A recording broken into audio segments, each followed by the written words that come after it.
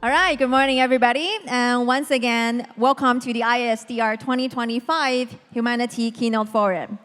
This year, ISDR 2025 presents 3 keynote forums, each exploring the role of design from different perspectives, which include humanity, public industry, and technology. And the first keynote on humanity is entitled Left by Our Own Devices. This keynote session invites us to reflect on how we might return to more fundamental human considerations as we face complex challenges brought by AI and emerging technologies. So with that, we are very honored to have 2 speakers that will be presenting to us first, and following that, we'll have a discussion and inviting panelists to join us on this stage. So with that, we have Professor Johan Rydström from Academy of Art and Design from the University of Gothenburg, Sweden, as well as Professor Laura Forlano from College of Arts, Media and Design of Northeastern University of USA. So with that, we will hand the floor to our 2 speakers. Welcome. Thank you so much. So I'm Johan Rydström, and I'm from Sweden, University of Gothenburg.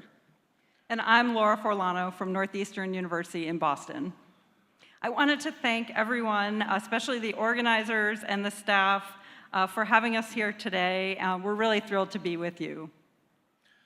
So we were invited here to address one of the perhaps most difficult challenges we face in design at the moment, that of when machines, in particular AI technologies, are beginning to take over roles and responsibilities that used to be just ours. And we don't seem to have that.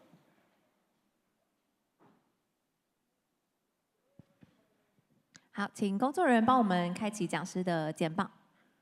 Machines. Okay. All right. Look, we have that. Over to you. And here we go.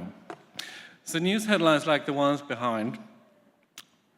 passing behind, have been on things we see almost daily. And indeed, even to call something out as a humanity forum points to a certain gravity. So as a response to the invitation we got, we felt that a traditional keynote format wouldn't quite work. This is not one of those issues when one perspective, one take on the matters would be sufficient. So we felt we wanted to try something different, which is what we're going to do today. So instead of getting 1, you're getting 2, followed by a panel.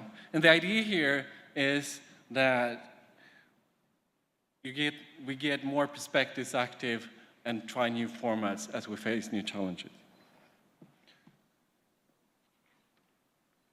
Okay, so the design brief that we're using was written on the basis of the questions and ideas that the organizers of the forum put forward to us. And it goes like this. The question today is not whether we can humanize AI or compute humanity, but rather how we can develop and experience design approaches that actively demonstrate what it means to live well with machines as well as with each other. How can design respond to the polycrisis that AI can be seen to be? What perspectives, ideas, and concepts will help us ask the most critical questions? And what questions will help us develop new pathways forward? The use of machines has been central to design since industrialization, ranging from how industrial manufacturing called for a different understanding of form to how user-centered design for usability came forth as a response to increasing use of machines in everyday life. Machines have not only been at the center of production, but also of design practice and theory. And now, as various forms of artificial intelligence become more widely used, we seem, yet again, to encounter a new kind of machines that bring disruptive change to design. To explore and emphasize the importance of multiple perspectives and voices when addressing these challenges, this keynote is based on a collaborative format, with the 2 talks addressing the same brief but in 2 separate ways, followed by a panel and shared discussion. So I will start.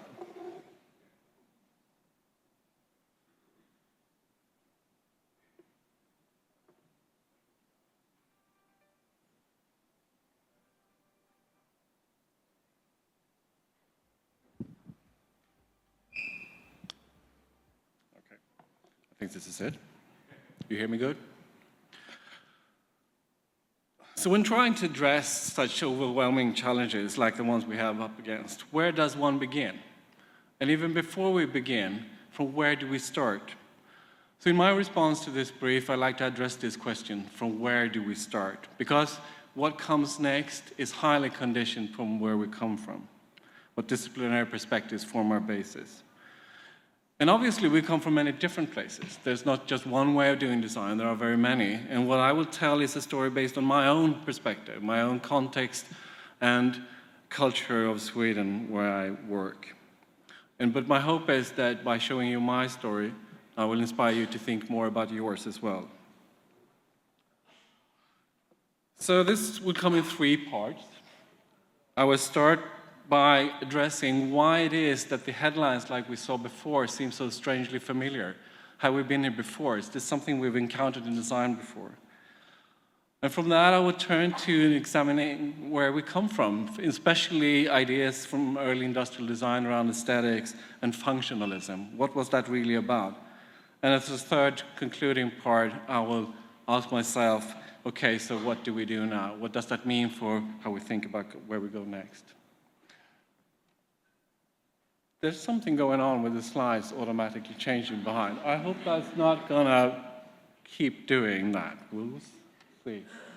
Anyway, I like to start with this quote.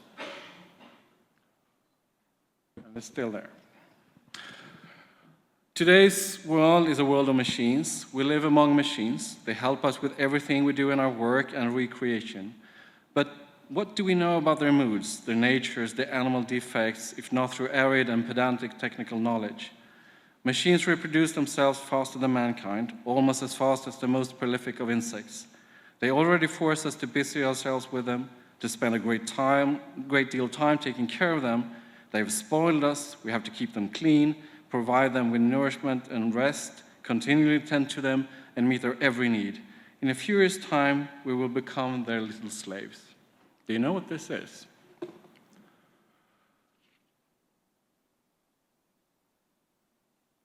No? Huh?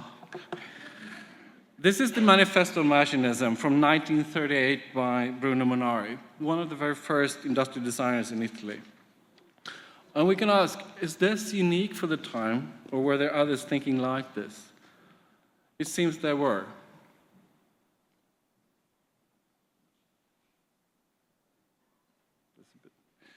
So in 1934, the Museum of Modern Art in New York staged an exhibition called Machine Art, in which they displayed industrial objects, instruments, machine parts, and everyday objects in combination in a way that hasn't been before. And the idea was to address the question of what makes things beautiful in an age of machine production. And here's a quote from the foreword to the exhibition catalog. Today, man is lost in the far more treacherous wilderness of industrial and commercial civilization. On every hand, machines literally multiply our difficulties and point to our doom. If, to use L.P. Jack's phrase, we are to end the divorce between our industry and our culture, we must assimilate the machine aesthetically as well as economically. Not only must we bind Frankenstein, we must make him beautiful. So there's a theme emerging here, that since machines is a threat to humanity, art and design needs to do something about it, and it can. So I think I just checked with them inside, and it seems that it's because of the animation in the slides that caused it a little bit delayed. So if you like, you can also say next, please. They will control it from inside. I think it's working now. It worked now? Okay. I think at least we are on the same page. Yeah. So here's another example. It's another exhibition from the 30s. And it starts with a question that's very much aligned with the questions we ask today. If we accept the state of things as they are today, will we not run the risk of becoming slaves to the machines? And the response is, we face the same risk even if we do not accept it. Specialization has already left us dependent on numerous technological processes that only a few technicians understand in detail, and nobody has control over their outcomes. We depend on these processes for our supplies of nourishment, water, and other necessities, our communication systems, etc. Technology and speed must not become ends in themselves. One important task is to oppose the unreflecting worship of the attributes of modern production that is becoming widespread. The aids we make use of are so complicated and powerful that we must deploy them wisely. This is from Acceptera, a manifesto published in connection to the Stockholm exhibition in 1930. And since this is from Sweden and where I come from, I'd like to dig a little bit deeper here.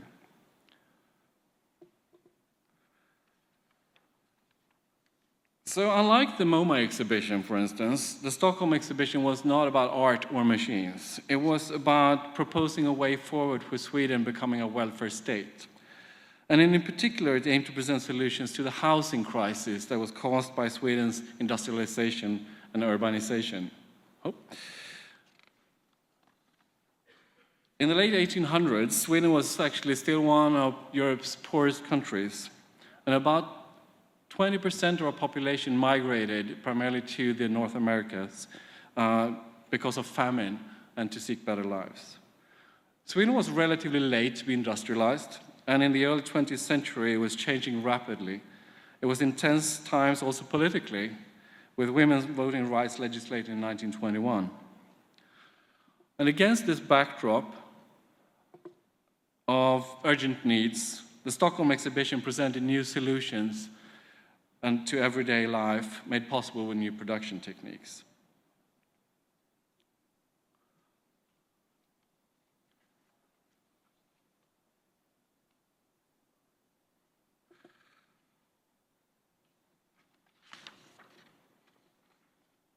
So as the manifesto's name suggests, a recurrent theme throughout here is that there's no going back to previous times. What we need to do is to accept the situation we're in and decide how to move on. As in the following quote, which is quite informative. Industrialism is the major factor in new culture if we want one. We must accept it to be able to use it for our own good. To see our situation clearly and arrive at new fruitful conception, we must cleanse ourselves of all the old, purely aesthetic perspectives that in reality we have outgrown.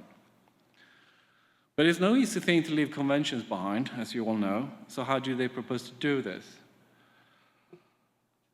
Here's an example, and especially the first part here is kind of interesting when thinking about technologies like generative AI.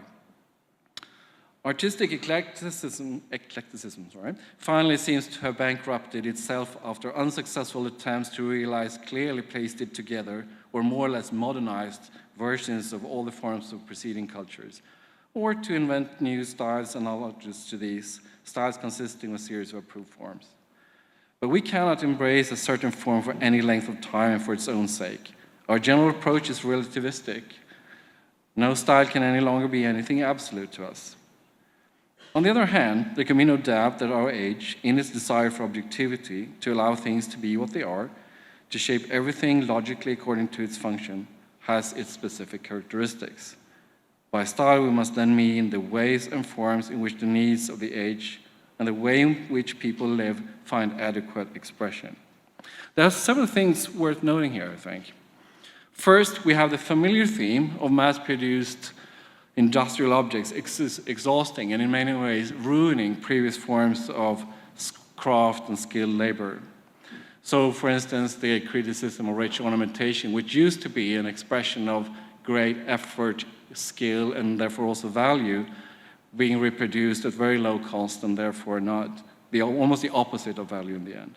But on the other hand, we see something that's quite the opposite of the narrative we often find in design history. Their argument is not about dogmas. On the contrary, they argue that there's a need to embrace a relativistic approach and to embrace how people actually live. So this is not a call, actually, for a new style or look, which we might think when we see the pictures. It's about searching for a fundamentally different understanding of design aesthetics. And I find this really intriguing. But to follow this, I need to move into a slightly more speculative terrain, looking into where this proposition might lead. And I'm going to start with Louis Mumford, who in the same year as the MoMA exhibition, Machine Art, published his book, Techniques and Civilization, in which he makes the following distinction between machines and tools, two of the most important kinds of technical objects we have.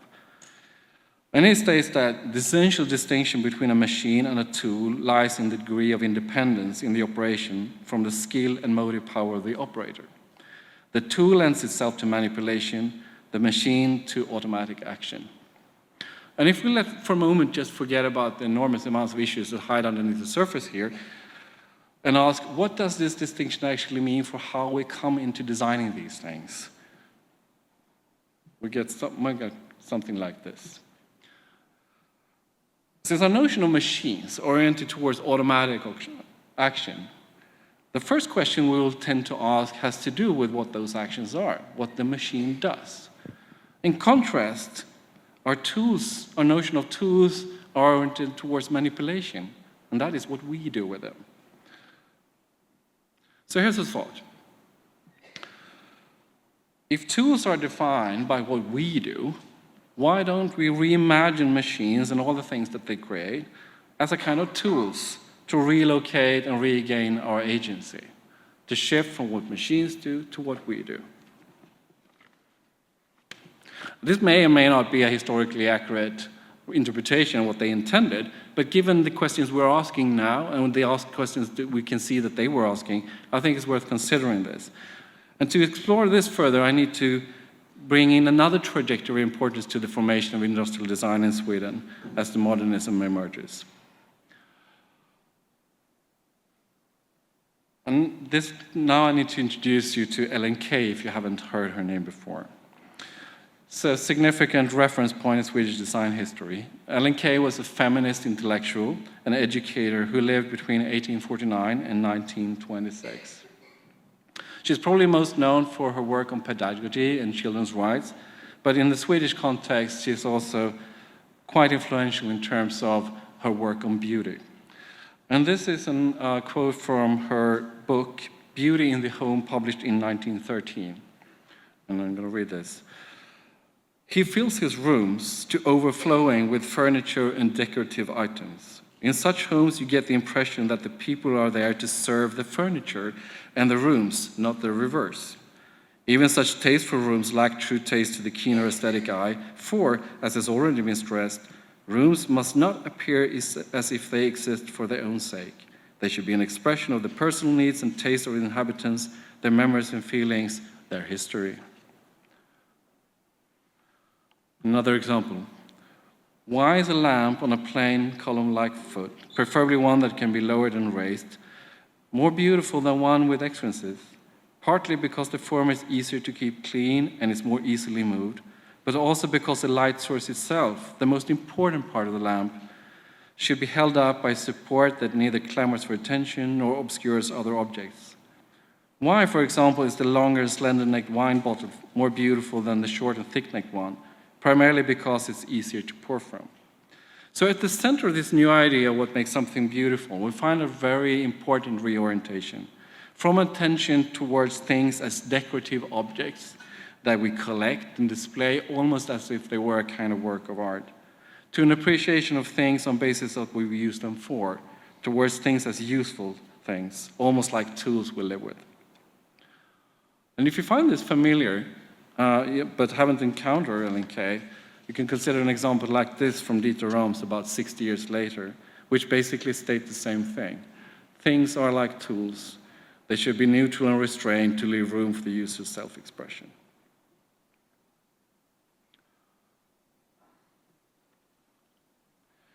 There are several trajectories converging here in the formation of industrial design aesthetics in the Swedish context. So on one hand, we have the reimagination of machines and their relation to making. We have new perspectives on everyday things. And we have an overall understanding that these things take place within a bigger societal change, where the bigger question is, what kind of everyday lives are we aiming for in the future for all of us? So as we look back on this, there's a different perspective on the intentions behind functionalism and early industrial design aesthetics that's coming into view. And it's not about technology or speed, nor is it about a specific style, a way things should look and appear. Rather, it's about aesthetics as a matter of asking the world to reveal itself differently, that we see something else when we look, when we appreciate. And this is, of course, to make other futures possible. If we see things differently, other possibilities become present too. And here we have a very concrete proposal for how this can be done. To see the world differently, we shift from thinking about the things we create as decorative objects to thinking of them as a kind of tool for everyday life. And this is so obvious and familiar to us now that we don't see this anymore. To us, it's quite clear that, of course, we design useful things, but at some point, it wasn't. It was an intentional shift that was much criticized and much debated at the time. So where does this leave us now? I mean, there are obviously many differences between now and the 1930s, but there's also many similarities. We might not have excessive ornaments, but we do have AI slop. We may not have cheap copies of craft objects, but we have generative models trained on work that took a long time and much effort to create. We may not be living with fake materials that may make more expensive ones, but we probably are at least as lost in fake things as they were.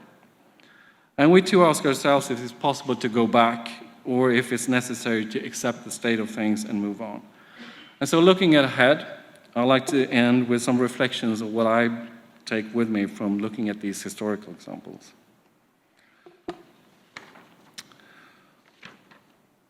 One key for me, one key insight here is this, that to address the autonomy of machines and relocate our agency in relation to them, we need to reimagine what they are.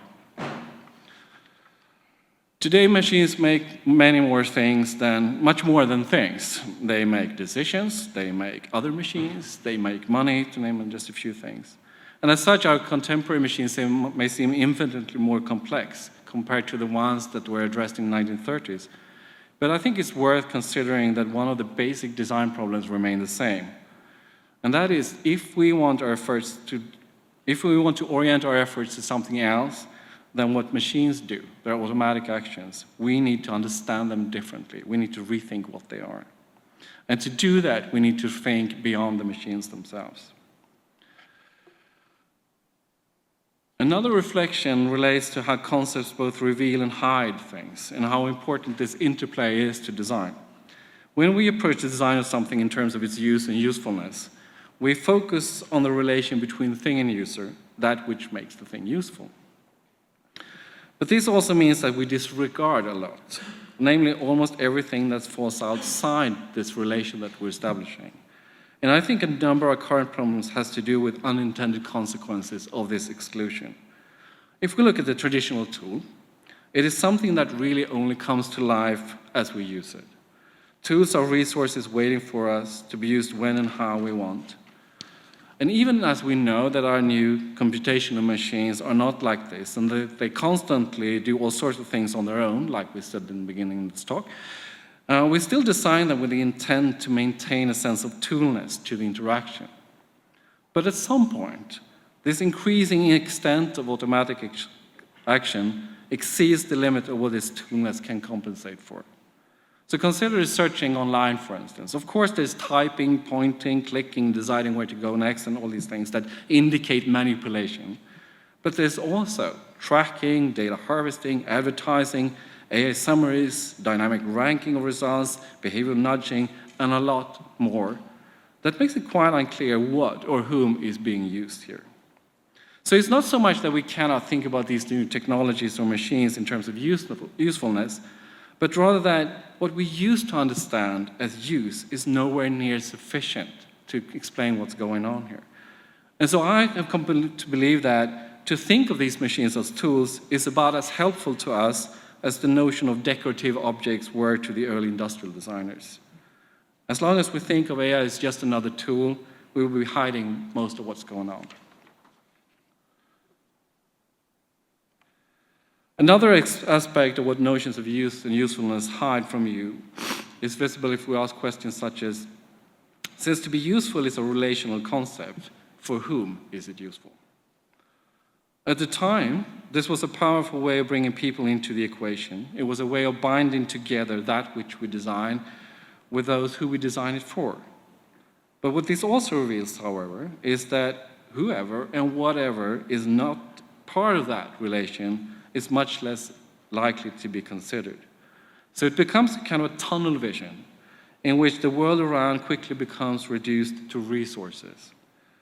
Resources that, just like a tool, more or less lies there waiting for us to make use of to achieve when we want. And again, we can see different societal challenges converging, just as they did in the historical examples. Because what I just described is one of the core problems of sustainability, that of treating the world as a resource to be used up. So it looks to me that we have a problem that is not that different from the ones that we saw in early industrial design, that we need to learn to see things differently. And at this time, we need to see more than our own. We need more than human perspectives, because there's so much more to life, action, and agency than the human variety. There's no denying that the turn towards tools and useful things have been immensely effective, and that the efforts of early industrial design made significant change possible. It might therefore be quite tempting to try to do this again, to look for that one idea or paradigm that would drive change, gather the energy we need. And as I showed you, it was never their intent to become dogmatic. On the contrary, they wanted a relativistic and open approach. But despite this intention, it became dogmatic. We know modernism from the other side of experiencing it, that it became also rigid, narrow, and excluding. And I think there's something very important to learn about this. Conditioned by the constraints of mass production, our predecessors had to look for optimal solutions for the single answer that would be worth multiplying in mass production. But our condition is now different, and so are the complexities we deal with. We know for quite some time now that when it comes to the wicked problems of design, there will never be just one solution. There will always have to be many. And because of this, and a lot of different things, other things, I believe that ideas about diversity will have to be essential to the practices that we form, the ideas that we form now, as universalism was once for early industrial design.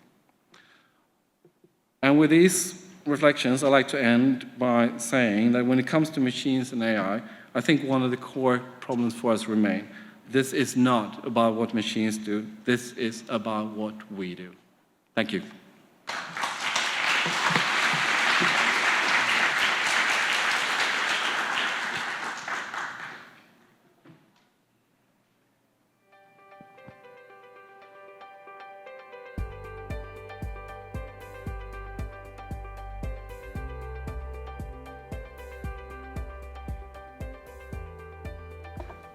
Hi, everyone.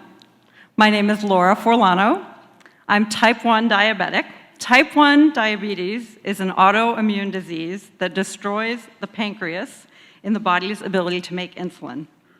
You're about to hear notifications from a medical device, a smart insulin pump and sensor system that I keep with me at all times.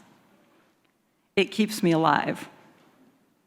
These are just samples of what I experienced during a typical 30-day period. July 1, 4:15 p.m., auto mode min delivery. 4:15 p.m., auto mode min delivery for 2.5 hours. Enter BG to continue in auto mode. 8:20 p.m., auto mode has been at max delivery for 2 hours. Enter BG to continue in auto mode. July 7, 6:06 a.m., calibrate now. 7:11 a.m., calibrate now. 8:16 a.m., calibrate now.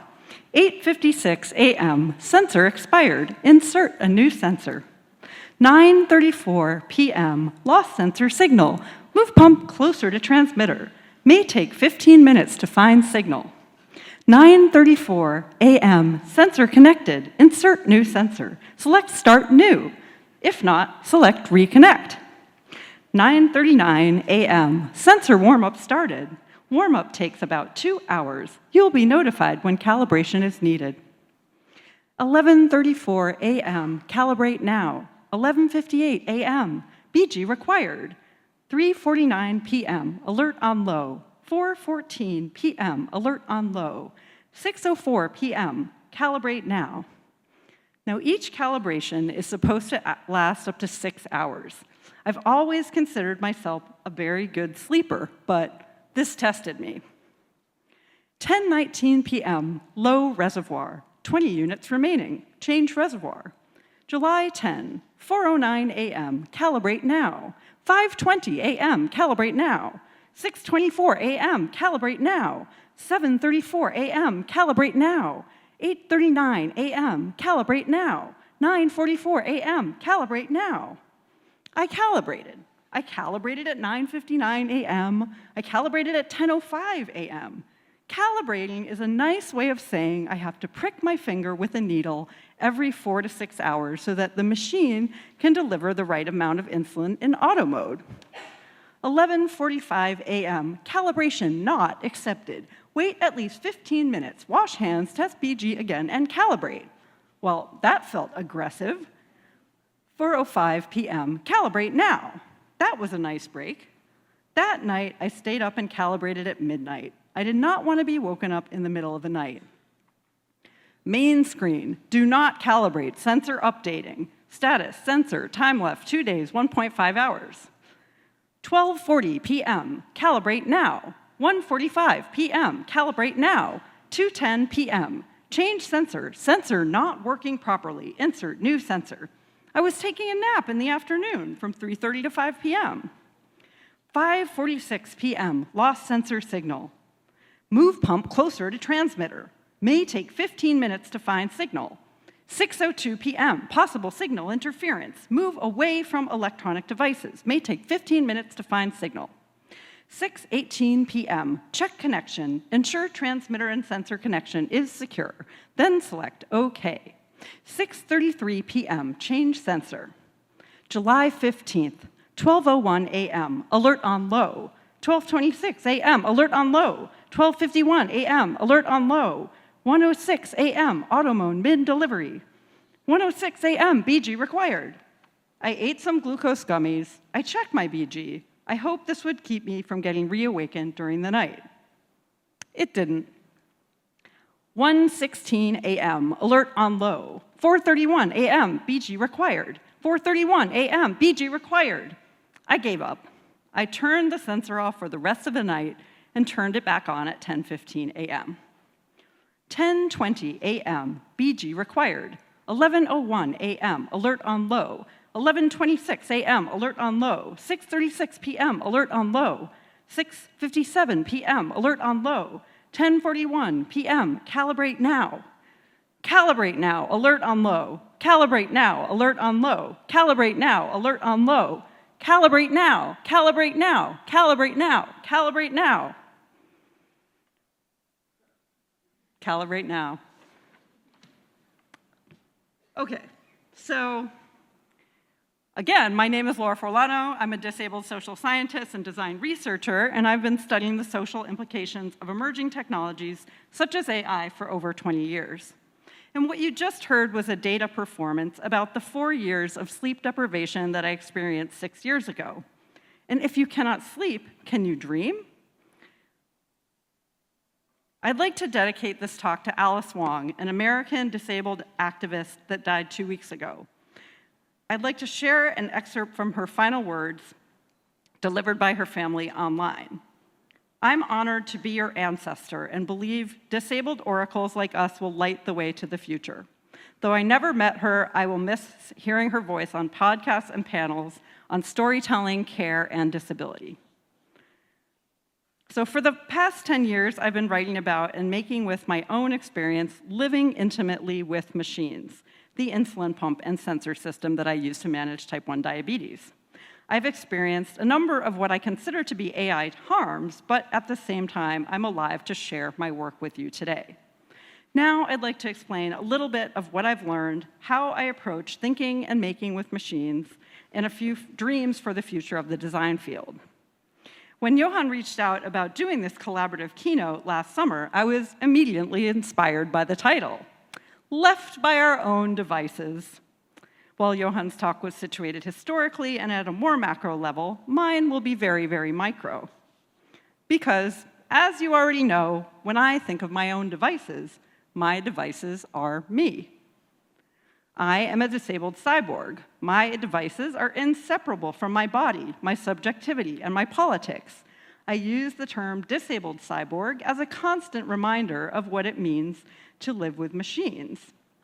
And it's not only me, but also my machines that are disabled, full of flaws and failures, gaps and glitches, seams and symptoms, errors and omissions, bugs and biases. Disabled cyborgs can both be more than human, to underscore the relational understanding, and at the same time, dehumanized. While the medical model of disability locates disability in the patient's body, the social model locates it in the ways in which social structures, including the socio-technical systems and what I call intimate infrastructures, exclude and oppress disabled people. In using disabled cyborg, I extend disability scholar Alison Kafer's work to trouble the location of who or what is a problem, or, in this case, an error. My performance, what I call Adventures of a Disabled Cyborg, traces the experience of living in what communication scholar Mike Ananey calls an algorithmic error. He writes that we need to distinguish among systems, causes, harms, responsibilities, and remedies whenever data-driven automated systems fail. Algorithmic errors are almost everywhere and increasingly frequent, but they're usually hard to neatly categorize into discrete causes and harms. In particular, he explains that we need to try to understand how and why certain people see an algorithmic event as an error, while others see no error at all, just the system working as it's intended. So over time, these errors accumulate in human experience, causing a kind of slow, exhausting, everyday micro-violence. With the performance, I aim to bring to life the ways in which the dominant assumptions that are evident in the design of these medical devices are often incompatible with what it means to live a dignified life and flourish as a disabled person. Disabled people are often deprived of having agency to make decisions about our lives. Perhaps this should not be surprising, because disabled people, like other historically oppressed and marginalized people, have been and still today are often excluded from the very category of what it means to be human. For example, in a recent announcement, the US State Department declared that it could deny immigrant visas to people with certain medical conditions, including type 1 diabetes, an obvious example of eugenicist ableism.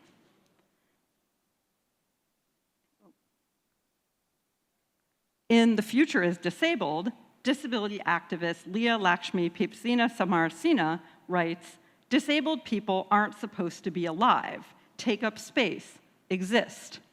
In so much utopian social justice-oriented science fiction, it's unquestioned that in the good utopian future, disabled people don't exist. In fact, a major way ableism works is to erase us from ideas of the future.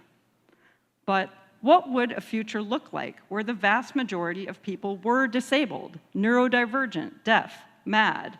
What would a world radically shaped by disabled knowledge, culture, love, and connection be like? Have we ever imagined this, not just as a category, a cautionary tale, but as a dream? The lived experience of disabled people offers an expansion of our understanding of human difference, not as a problem to be solved or fixed, but rather opportunities for questioning our assumptions as designers and broadening our possibilities for creative expression. So here are a few of the lessons that I've learned during my experience in the last 10 years. First, there's no such thing as automated. Sometimes I wasn't sure whether the machine was taking care of me or whether I was taking care of the machine, highlighting the relational nature of life with machines. Disabled people do not need to be fixed, rather they are the fixers of their machines. These technologies need round-the-clock care, and there are significant power asymmetries between human and machine. In my case, out of the 286 alerts and alarms that I received in July 2019, only 65 were about an urgent medical issue that needed treatment, and 221 were commands nudging me to take care of the machine. Its functioning, of course, also an urgent medical issue.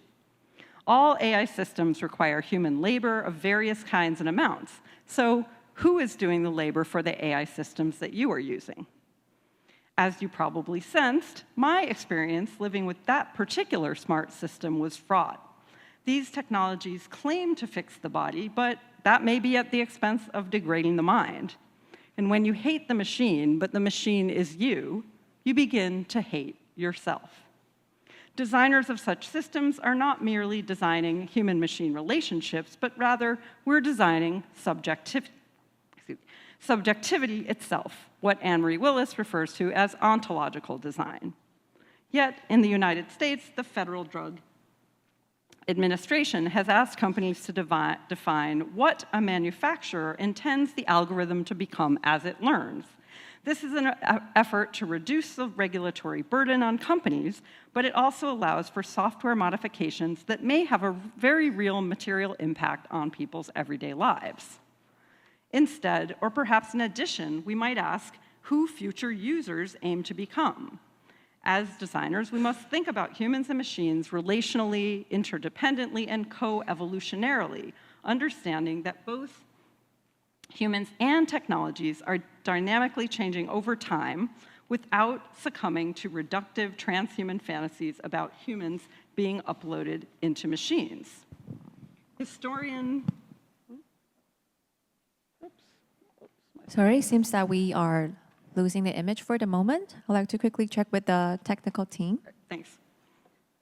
Historian Paul Edwards discusses artificial worlds in science fiction films, and he writes, these artificial worlds, for example, space stations and cities, may pretend to a self-sufficient autonomy. Oops. Stay there for a moment. That they cannot really possess. Though often darkened, they are rarely still.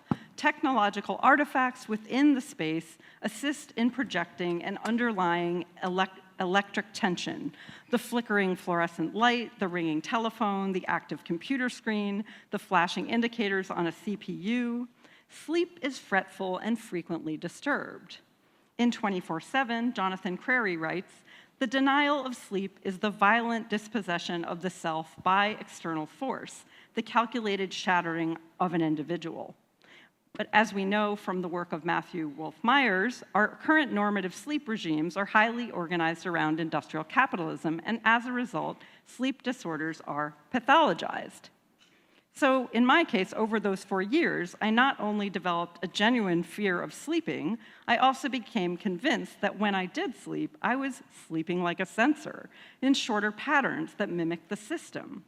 And this illustrates the ways in which we humans both shape and are shaped by our machines.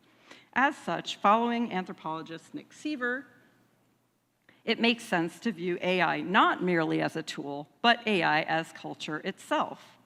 Even if you do not use it, it's already shaping you. Is AI refusal even possible, given the extent to which it's already being used by companies keen to cram it into every digital product, platform, and interface?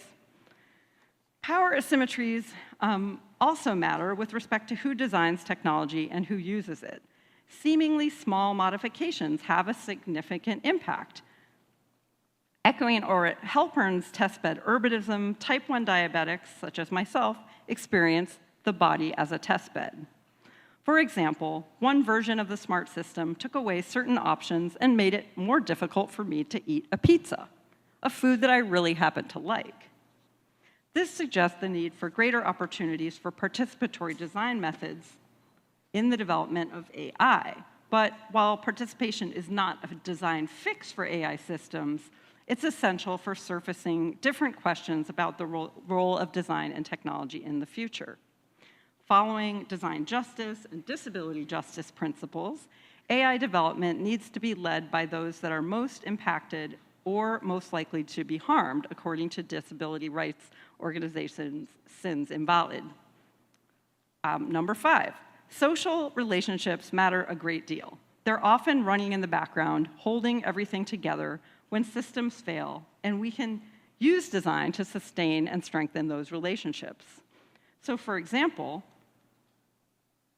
when the plastic battery cap on my insulin pump broke, rendering the device's software useless, the solution was not a DIY fix. I tried superglue, or waiting several days for the company to send a new one by FedEx, but rather the fact that a diabetes trainer that I'd worked with 3 years before recognized my name and happened to have an extra, which he delivered to me personally in less than 2 hours. Another time when I chose the wrong health insurance and almost couldn't afford to purchase my insulin for the remaining 6 months of the year, type 1 diabetes Twitter came to the rescue within a week, and an acquaintance that I've never met left 6 bottles of insulin at a hotel front desk, a powerful gesture of mutual aid and solidarity. In her new book, The Double Bind of Disability, Rebecca Monteleone describes the ways in which disabled people are particularly those using medical technologies that are sold based on a rhetoric of individual autonomy, independence, and consumer choice, are trapped in a double bind, which requires personal accountability for managing disability through its prevention, treatment, or cure, while their experiential and embodied knowledge is questioned or dismissed, which is evidence of a strengthening moral regime that demands both responsibility and compliance. And within this context of self-management, fostering collectivity itself can be understood as a radical act that is working in opposition to individualistic and capitalist systems. So in spring 2024, after many years of isolation, I started a group called T1 Design for scholars, designers, and artists, which has now grown to over 30 members across 5 countries. We meet on a monthly basis on Zoom and just completed our first collaboration, a workshop at an upcoming conference. 6, while manufacturers constantly offer techno-optimistic promises, I've learned that waiting for the next version of a system is not a solution for me or for the planet. Philosopher and disability scholar Ashley Shue suggests that instead, we might view these promises through a lens of techno-ableism, when companies offer solutions that disabled people don't need. And here's an example of one meme that was circulated in a type 1 diabetes group on Facebook this summer after the introduction of the new type 1 diabetic Barbie by Mattel. As you can see, the sensor error. So the problems with the systems may look a little bit different today than they did 6 years ago, but they persist, and they will never disappear because failure is the norm when living both with humans and with machines. Yet, for liability reasons, we spend a lot of time trying to figure out who to blame when things go wrong. And in addition, now I'm throwing away an even bigger hunk of plastic every 10 days. Lastly, binary logics might work for machines, but they certainly are not fit for humans. Medical technologies for managing type 1 diabetes promise freedom, knowledge, and transparency about one's blood sugar, but instead, our bodies become closed worlds in which data and information is all that matters, and threats, risks, and attacks become almost self-imposed. Rather than certainty, type 1 diabetics live with constant uncertainty as we navigate abstractions and live in between these proxies. In the data performance, I frequently refer to the alert on low alarm. According to the machine, the number 80 is normal, but the number 79 is too low. And for me, on one side of that boundary, perhaps a beautiful dream. Though, in my case, it's most likely a dream about losing things. While on the other side, several hours of uninterrupted sleep and a day as a type 1D zombie. But don't just take my word for it. You can observe many of these things in your everyday life with machines if you know what to look for, what Anna Tsing calls arts of noticing. So where do we go from here in the design field? Should we think about algorithmic error as a problem to be solved? Is AI a polycrisis in itself? Is it part of the post-normal condition in which there is no normal to go back to? Or should we think about algorithmic error as a new question? I see it as an opening for new design approaches and creative practices. And recently, there have been a number of major museum exhibitions about disabled art-making practices, including one at the Victoria and Albert Museum, and also one at the San Diego Museum of Art. My response to this experience has been to move away from rational arguments and explanations and rather towards more performative, visceral, somatic, embodied, and experiential modes, both as a way of storytelling about my own experience, as well as a way of understanding myself, my data, and my machines. In addition to the data performance, my postdoc My postdoc, Sasha de Koenig, and I have been working on a data physicalization of the same data set in the form of a digitally knit blanket, complete with the text calibrate now and alert on low. The blanket tells the story of the ways in which it's impossible to truly separate the human and the machine. These projects have allowed me to think about what I call data demons, which are ways of working with data and computation that disrupt and disorient, exaggerate and complicate, confuse and corrupt. So what if we take a critical data studies approach to understanding AI, as my co-author and I do in the Cyborg book? And on the right-hand side is a list of terms that I kind of have riffed on, also thinking about Johann's talk. So forgive the misspellings, but for effect.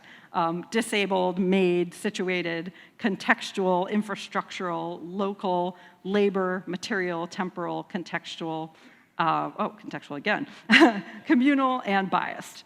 So to end on a similar note to where Johann ended, the question is not what AI will become, and especially not what corporations want AI to become, but rather it's what we as humans want to become with technology. So what might it mean to crip AI in the design field, or to view every design project from the perspective of disabled people? How can we both live with and live well with machines? How can we expand our understanding of humanity in order to offer alternative ways of imagining AI otherwise? What is it for and for whom?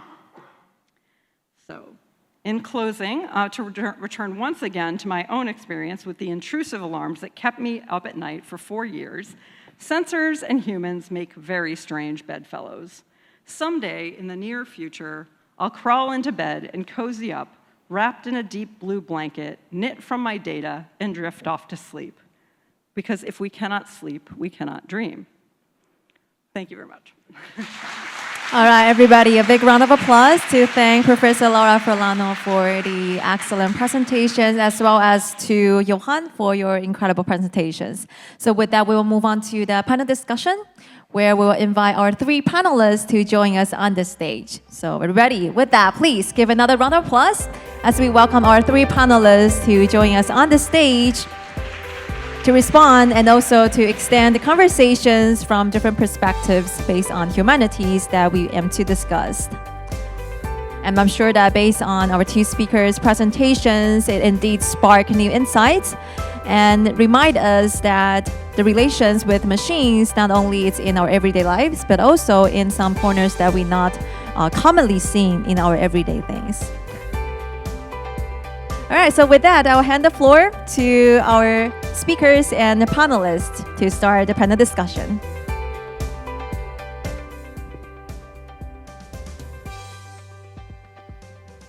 Okay, so hello, testing, is it on? Yes. Okay. Great. So we want to transition to the panel, and we have 3 distinguished panelists here with us today. Do you want to introduce yourself, each of you, with one short statement? Yes, I'm Chu, Su-Chen Chu, and all my friends call me Chu, and I'm from Xichen University, Industrial Design Department. Right now, I'm the Dean of the Admission Office, and I've been the Dean of the International Office and the General Affairs Office, and it's my pleasure to be here to share our points and the discussion with all of you, and thanks you for being here. Thank you.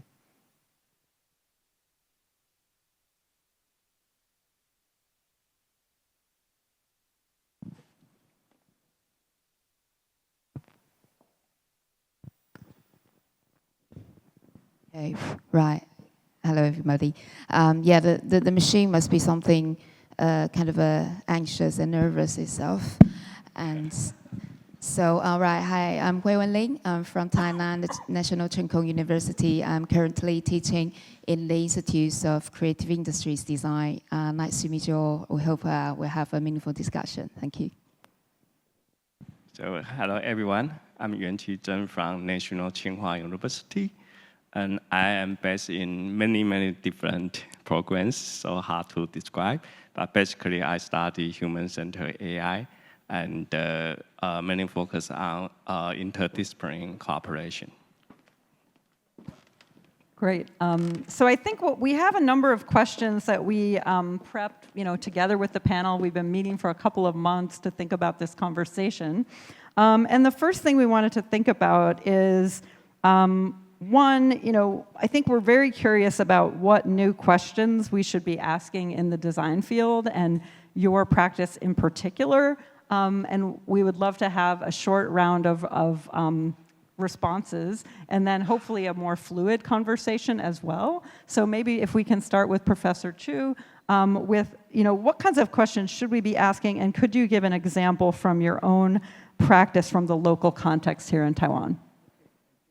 And I think that because I'm from the design education field, so I would like to say something about the AI, the impact for the design education. I think the design education right now, the curriculum is facing the turning point change. The AI actually really, did a lot of jobs, instead of what the design practitioner. So there is something that the design curriculum really focus on in the future. It might not exist. We don't have that kind of job, or we don't have the kind of a position anymore. So the curriculum, actually the content of the curriculum has to shifting from from where we are, and we have to do more and think about what is the curriculum should be. And there are three keywords for me that I think that which is critical. First one is research. Before, when we are doing the research, we are trying to research for the answer. We are trying to find out what is the correct answer.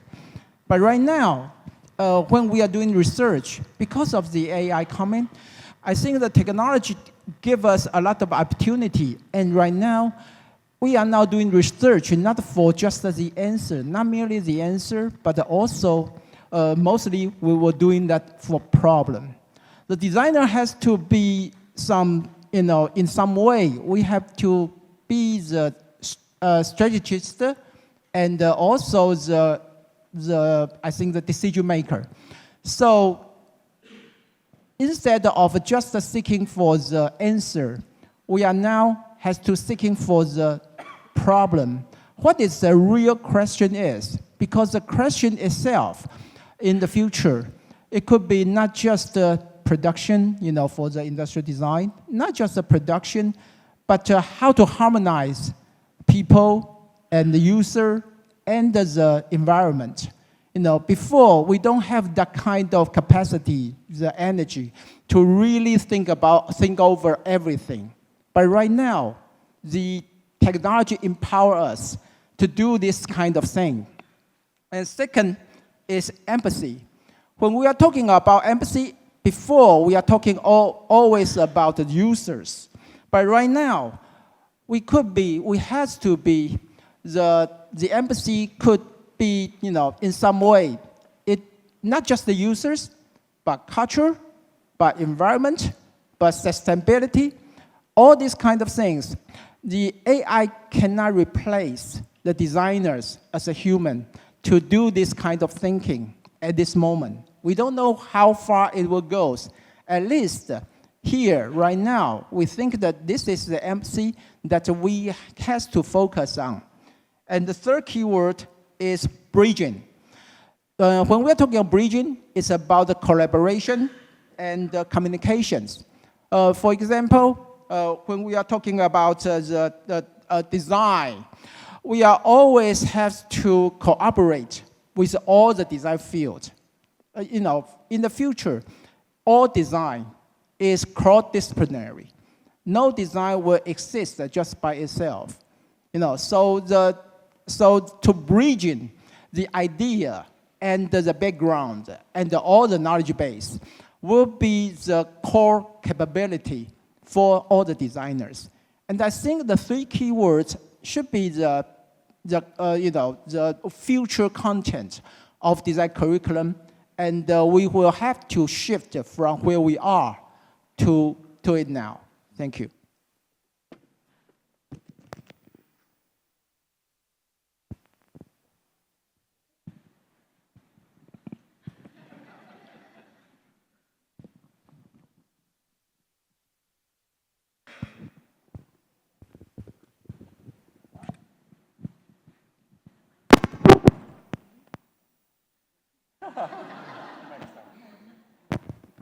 honestly, I'm really happy to see this because it has its emotion and it has its time. Right. Yeah, I think after listening to two of the keynote speakers, I'm really happy to see that all the combination of us from the macro point of view and micro. And thankfully, I'm kind of in the middle, the meso point of view, the perspective taking from where we kind of guided by Rohan for the nation, continent-wise, and from Laura's kind of medical devices, smart devices. And from my point of view, because I'm come from the background of architecture and interior design, and nowadays I kind of do my research on related to placemaking, the regional making, and how this, the possibility of the issues that we can discuss from objects to place. So it's kind of in a middle scale that we can really have some kind of insights. I think according to our understanding, I think during the 70s, 60s, that Johan was mentioning about how this, the living place is being shaped and everything by, how the machine has been cooperated. And I remember that according to a lot of households, the very kind of affordable, functional, very accessible, or even very democratic type of design for furnitures. I don't know if any one of you have encountered that you purchase a chair, like a design chair. You don't actually see the chair as a design piece, but you actually stand on it to fix your lighting bulbs, right? And maybe you kind of hang over a coat, or maybe your pet was sleeping on it and then feeling comfortable. And so actually we have a different interpretation and also the different use and function about this chair. So what is the kind of the shifting from original a brand or a piece of signature chair to become a standing platform? I think that's something to do with how the machine probably give us some help or maybe pull off a bit. How this shift from the object can be really meaningful to many different families, because all this manufacturing of all the furniture should be quite generally used and welcomed, popular by many households. But how, when this use of life, or when the life of the furniture has been used after purchasing, will be stored somewhere in the house, and then the life continues. And how we use the chair, we use that piece of furniture, really define the unique lifestyle of that family, of that house, or of a group of people who love each other, who share the similar tradition. So I think we have got something to do with in between. So would it be some kind of design friction that we're supposed to not having a misuse of the misfunctional use of that piece of furniture, become that furniture could be more emotionally attached or even have a feedback of the feelings, then we can do something on it. So I'm thinking about from this point of view. And yeah, maybe we can have a further discussion. I think I've got something to do with, with my Garmi. By the way, Garmi is an excellent brand, just to promote here. And yeah, I think later we could talk about it. Okay, it's my turn. So my question is about human-AI relationship. But when we talk about relationship, everything becomes serious. So I would like to share a funny nightmare I had last night. I can sleep, but I had bad dream. So what is the dream? So in that dream, I co-work with AI to generate the background for my questions. But it generates the background, and then in the dream, I practice it, and it spent me 30 minutes. So, and that happened just like right now. I spent 30 minutes to talk about the background, and then I finally find I use up everyone's time, and then I suddenly wake up. So you see the AI already enter people's dream, and and then it is quite, it's my first time to have an AI dream. Yeah, so but because I study human-centered AI, and so I am guaranteed to make the background short, okay? So as AI move beyond just as a tool, so it starts to shape our judgment and decisions. So I have grown increasing concern about something subtle, the thing that most of us did not notice is quite often, is our ownership is shifting. So, so do we still make meaningful decision and shape our value, shape our outcome by our own, or actually we start to be influenced or shaped by the machine that we design? So my question is, how can we design AI systems or systems that has AI driven to actively cultivate human AI co-agency? So now we become both agent, human and AI. So so allow us still to make our own decision rather than being shaped by the machine. So that's the question I want to bring to discuss today with two distinguished speakers here.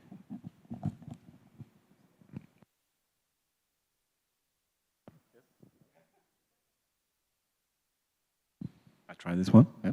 Thank you. So an obvious follow-up from asking questions is, since this is such complex issues, how do we go about answering these questions? How do we set up our practices, our educations, and so on to respond to this? So I think a follow-up question here might be, if we can go back to the questions you asked, and we can take turns again, to just say something about, you don't have to provide an answer to your questions, of course, and we don't even need answers at this point, but just getting a sense, how do you, in your local environments, in your sort of practices, respond to these questions? How are you sort of scaffolding, coming up with projects and ideas for how this can be achieved? So maybe we can take the opposite order, if you might start telling us, so how do you go about answering these questions? Because I think this is a critical question for all of us. We can realize, we need to do something about these things. They're urgent, but the question is how? Where do we start? When I go first. You can I don't have microphone. So Professor Zhu. Yeah. Does it work? Oh, really? Okay, great. You see, in the different hands. Okay.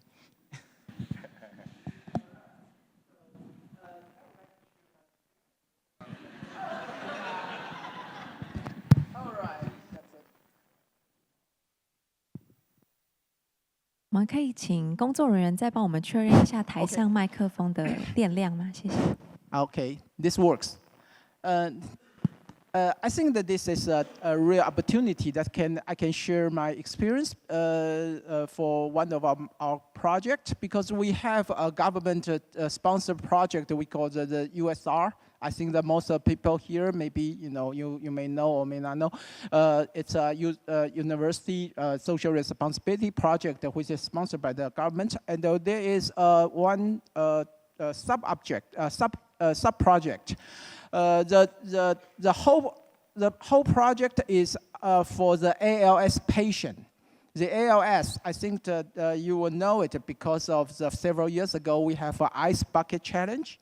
Yeah, so the people know that kind of patient. This is a really rare disease. It's a terrible disease which we don't have a perfect cure, because I think the disease is because of the DNA defect. So there's no perfect cure at this moment.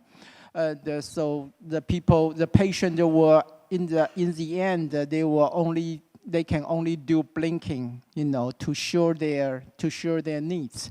So this kind of disease is like a combination. It's an integrated disease for all disease, because you will be freezed, part by part along with the time going. So we would like so for the design, we want to do something for the kind of disease, not just to cure it, because we are not medical doctors, but we want to see what we can do for them and for their family, to make them life easier and make them to live in a dignity. So we have a sub-project called the Voice Bank. I think the Voice Bank is a very good idea, and a lot of patients has adopted that solution, because in the end, the ALS patient, they are not able to speak because their throat, they cannot control the muscle of their throat, so they are not able to speak.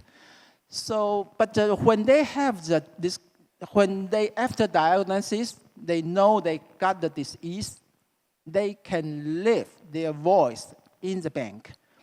So afterward, when they want to use it, they can type, they can blink, and the AI can generate the voice just as it was before.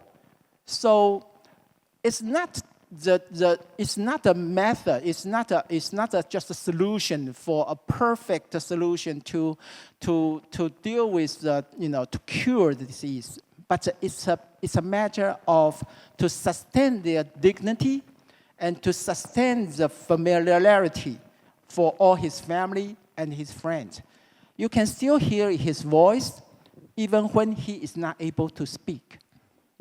So we have that kind of, we design all the interface, and we cooperate with the engineering department, and to make these things become real.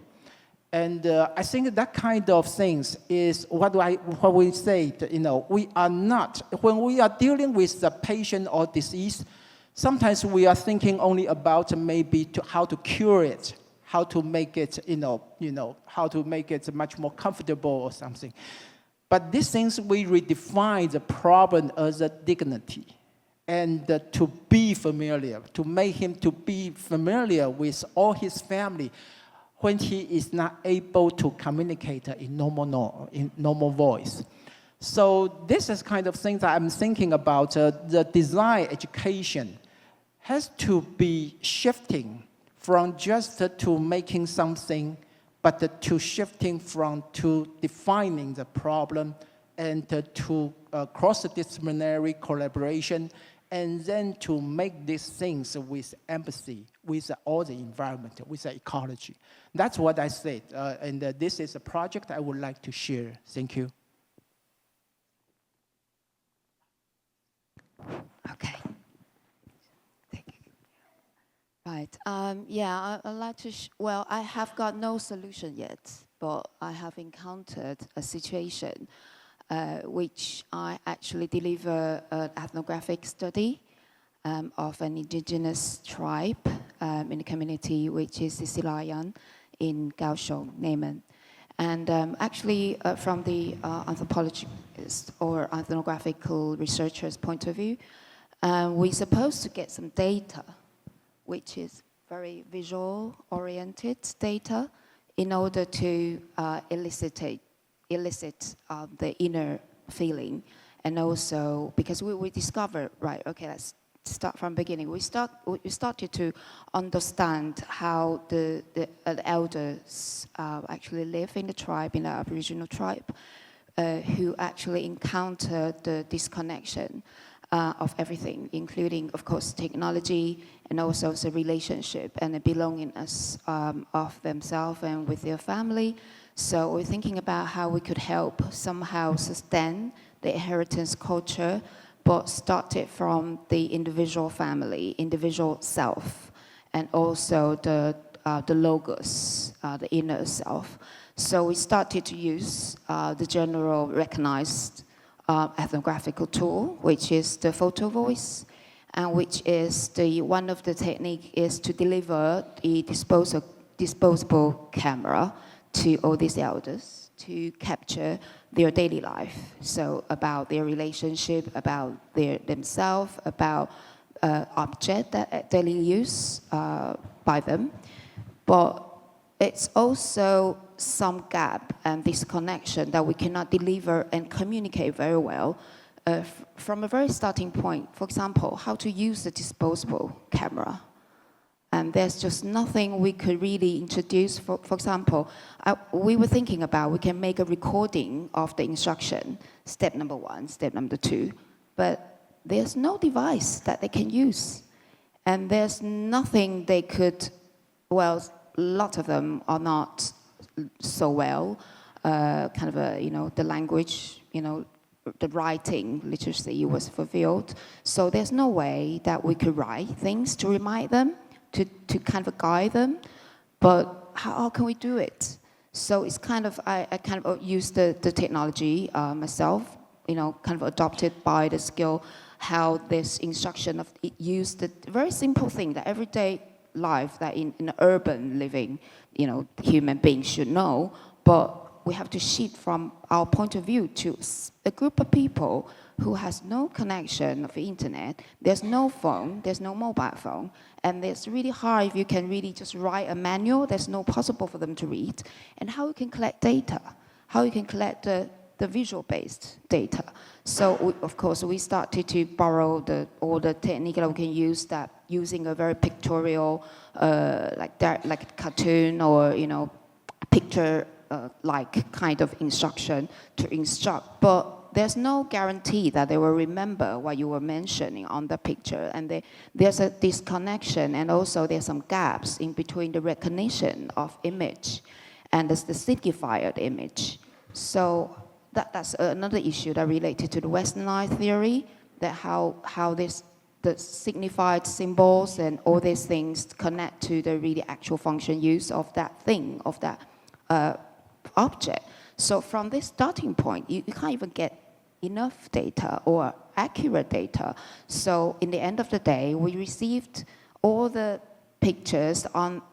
It's about how the elder went with their neighbors to a field trip. So they kind of really, happy to take pictures, but it's nothing to do with what we wanted to in the beginning, gathering relationship, gathering about your family and your objects. It's just really hard. So I've got no answer so far yet, because from the researcher's point of view, we need some data, but how the data how come when the data cannot be kind of received kind of properly, but we will have to really remind ourselves that this is reality, this is the societal issue that we all need to face. Maybe you can develop something that we can really collect data in a different way. So that's how I like to respond so far. Okay, although I raised the question, I don't have an answer either. But based on our experience in our recent work with a lot of AI chatbot that we designed, with Chilin there and Yachin there and Edison there, 3 of them will have a presentation later, so they could explain a little bit more detail about our work. But basically, we found that the central issue is not we start from what the AI can do, but I realized that we need to shift the paradigm. It's not only about what AI can do, but how we feel when we work with it. Yeah, so we need to study how humans feel when we work with AI. So that's remind me that that come up with the user experience. Before that, we try to make a machine work for us, and then later we focus on user experience, on those computer systems, on those machines. we care about what the human feel. And the AI, which is bringing another new golden age for designer, actually. So, then now we could start to think about how we feel when we work with AI, how we design a system that could, the system already shift to our ownership. So for example, back to our chatbot design for diabetes management. So we realized that if the AI, of course, AI could provide a lot of good suggestions for patients and guide the patient to have a better management about their diabetes, about what the food they have, and when to have the medicine and other things. But we still found that once patients start to over-rely on it, and sometimes it could erode the trust between patient and the doctor. And on the other hand is that it could erode the ownership, the agency. People lose the confidence, actually. So lose the efficacy about themselves. So it's like, oh, I cannot do anything. I need to follow the machine tell me to do anything. So that's would be, and one day I think it's become the AI's limitation. So if we want to allow AI, because humans still shape our decision about how AI become part of our lives. So if we want to allow AI become our one part of our lives, so we have this own last decision on it. So carefully design becomes so important. So I don't have an answer, but I encourage everyone here, and including students, professionals, and academic and the industrial leader, to think about it. How we design AI that care about our feeling.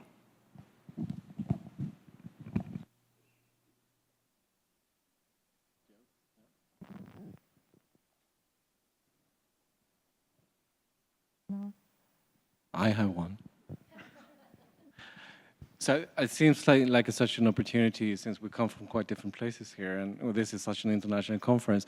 I want to follow up on a sort of issue that surfaced a bit in your responses here, but that I think you, Professor Lin, especially mentioned. That is, what is the importance of culture here when we resolve and address these issues? Because if we think about humanity and the human aspect of technologies, I mean, culture should be there at the forefront. And yet many of the responses or solutions we see, and also especially on the corporate side of how AI works, there is almost always a global perspective on it, at least commercially. So I was wondering if you could say something about how you see this, and what you think might be the important issues with respect to cultural diversity as we engage with these technologies. It is a difficult question, but just your thoughts on it.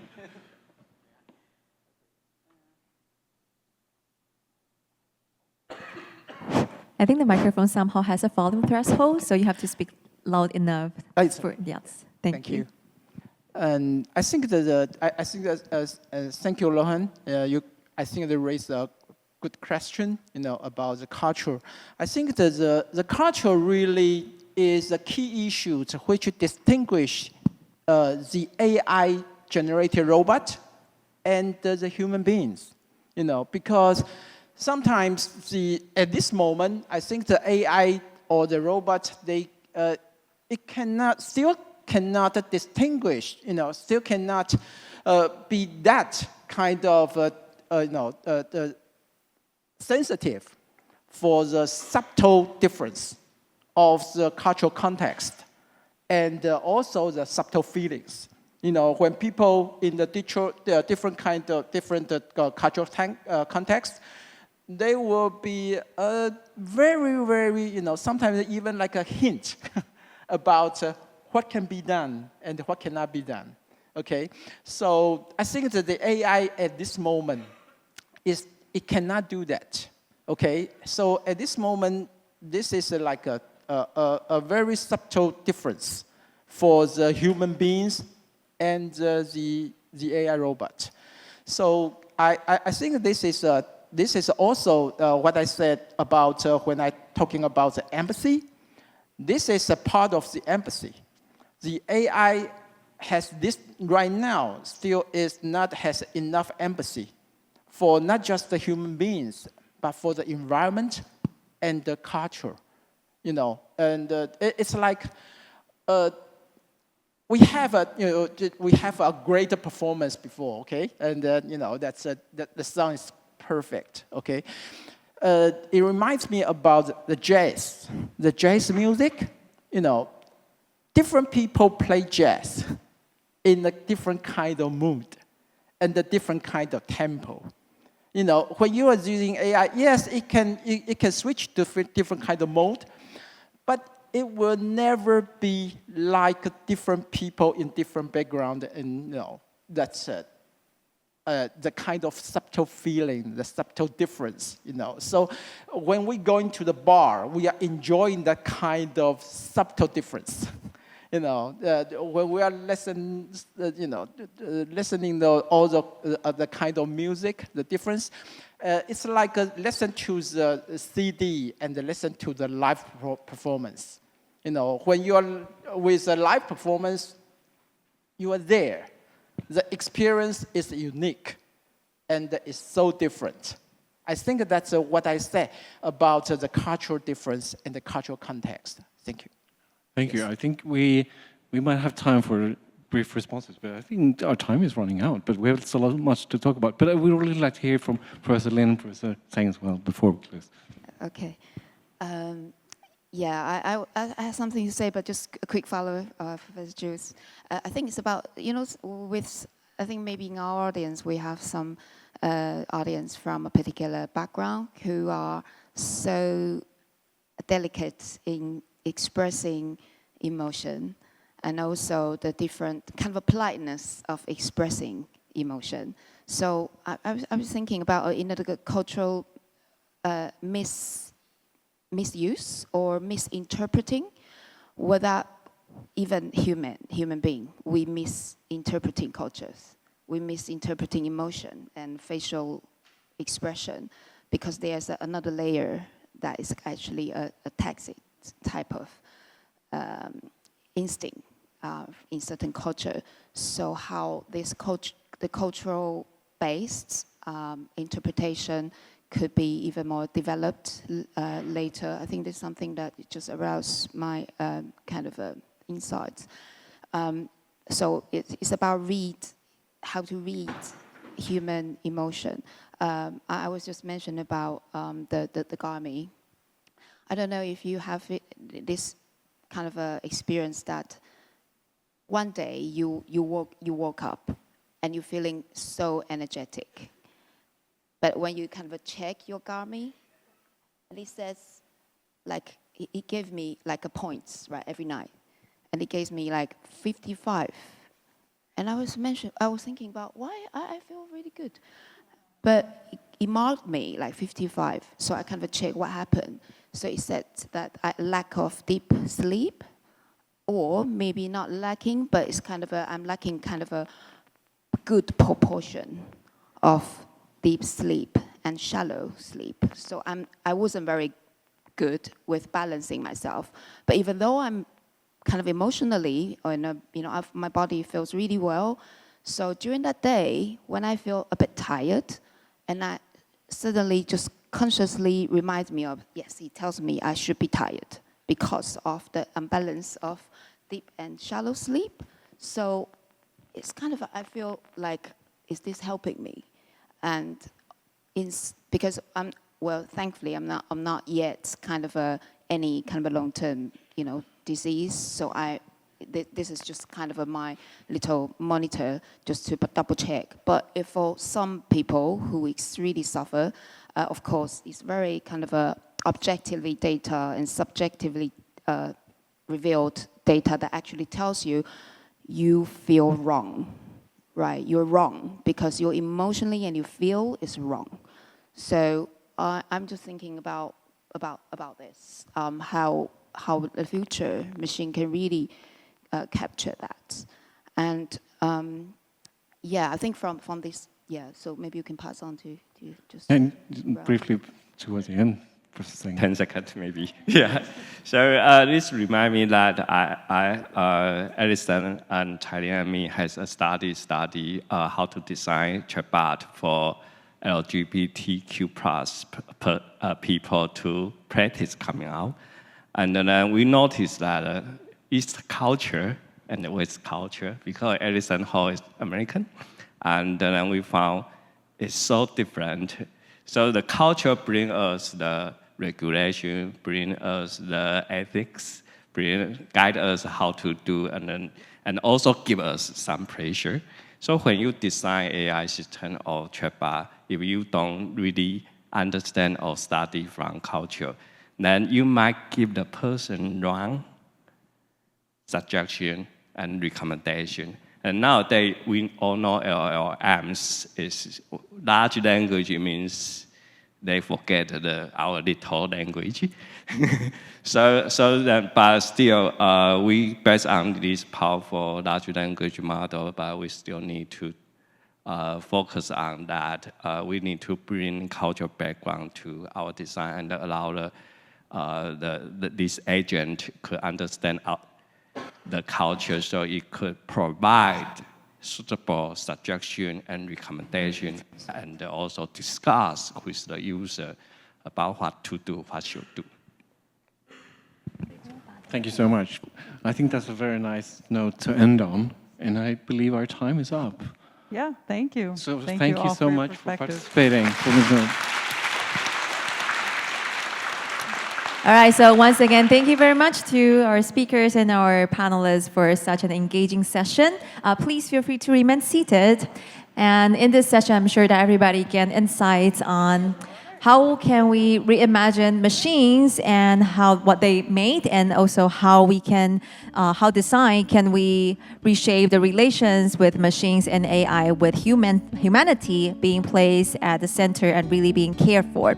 So with that, ladies and gentlemen, this concludes our morning sessions on the Keynote Forum of Humanity for ISDR 2025, and also for the informations about the conferences. Please refer to the information in the Wuba app. This is the most accurate information for the materials that we use for this event. All right, so thank you very much once again for your participations. Our parallel sessions in the afternoon will take place on the 6th floor of the Taipei New Horizon building. You may follow the guidance of our staff and the signage also in the park area for the session rooms. The afternoon session will begin at 1:45. So we'll see you at 1:45 p.m. And once again, thank you very much for joining us this morning. We wish you a stimulating day and discussions ahead, and a wonderful week here in ISDR 2025. Thank you very much.